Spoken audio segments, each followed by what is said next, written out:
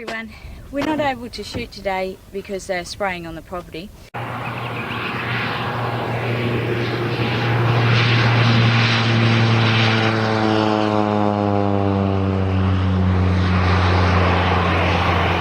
So what we thought we'd do is a video that we've been asked a few times about, and that's to show our vehicle and the way it's set up. So I'll grab the camera and Mark will walk you through with the bits and pieces. Okay, well, like Sam said, I just want to do a quick talk about the vehicle just for what people have asked, and to show a little bit of stuff of how I've got it set up in the back of it. Basically, it's what we call a Mitsubishi Triton.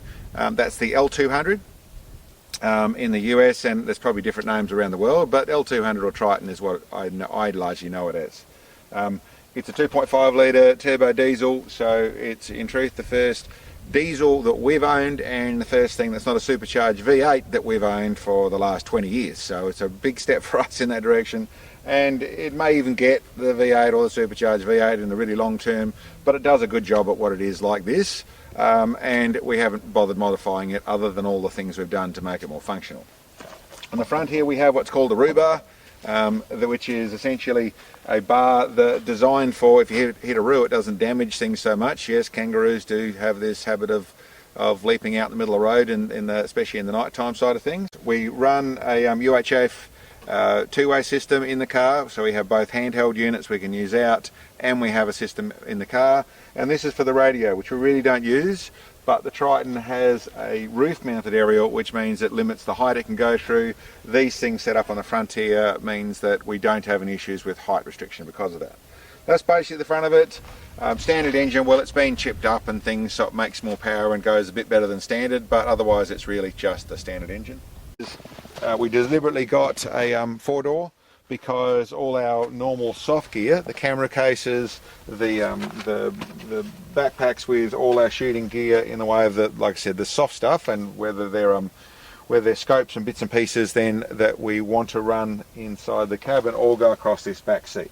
Taking the seat belts out, taking the headrests out, that sort of stuff. It's a nice packing zone for that area, but pretty standard on that side of things, and we just certainly fill that space up with all the gear that goes in there. The part of what we also did when we did that was run these two storage drawers. I don't know what the rest of the world has. This sort of stuff is not uncommon for Australian four-wheel drives. You get different formats of it. I've got these drawers as nice long drawers. It's another reason we chose this, that it's got a nice long tray on it. Nice long drawers that let us pack up stuff inside here, so a pair of drawers like that. And then we actually have on the side here little covers just to make it all look a little bit neater and tidier, that we have a whole heap of storage space alongside there. So we have toolkits.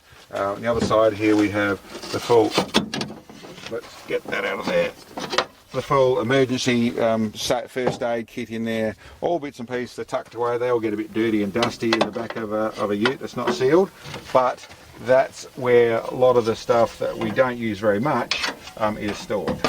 Remember how to get that back in there. Those are just little covers just to make it look neater and tidier.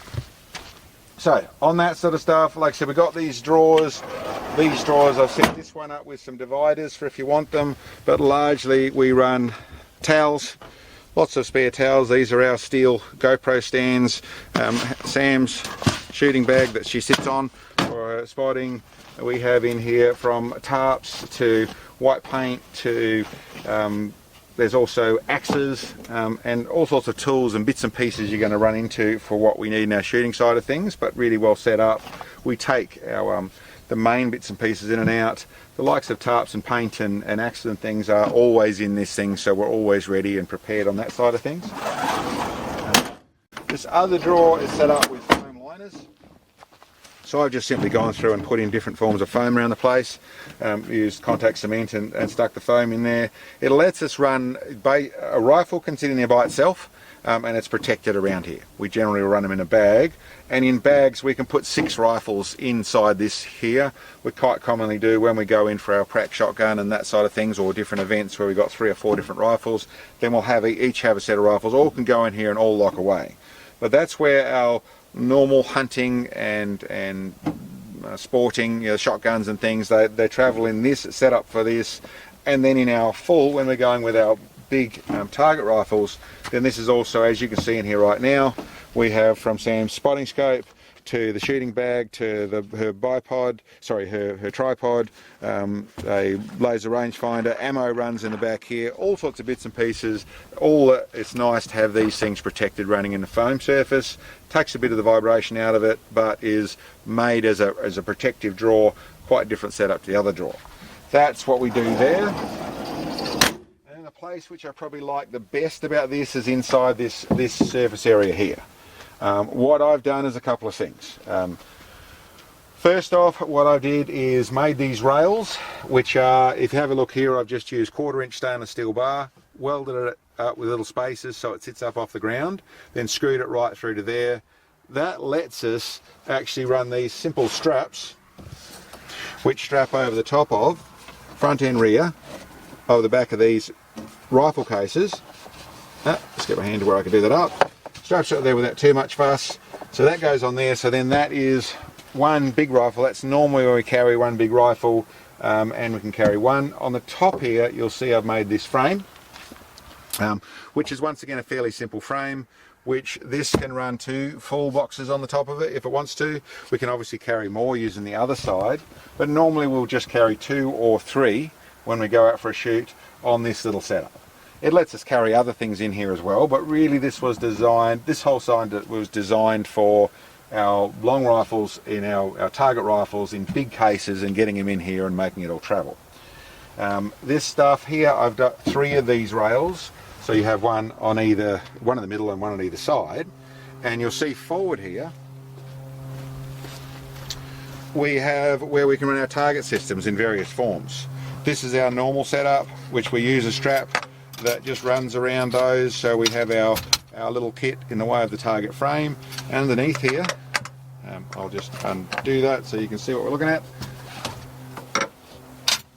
We are from being a motorbike rider and travelling to being a mechanic and looking after cars and all the rest of it, really don't like to have metal rubbing against metal unless it's designed for it. So these all kit together but stick together. Underneath here we use a towel, and underneath here we have one of our targets. So anyway, for those people that don't care, sorry, but for people who have been asking, and for maybe giving some ideas of how you can set up your rig to be able to carry big rifles and not deal with the normal issues of trying to strap stuff down and all the rest of it. This is the way I went around the problem. This time I went around it. Anyway, thanks for checking us out. Hope you enjoyed. We'll catch you next time.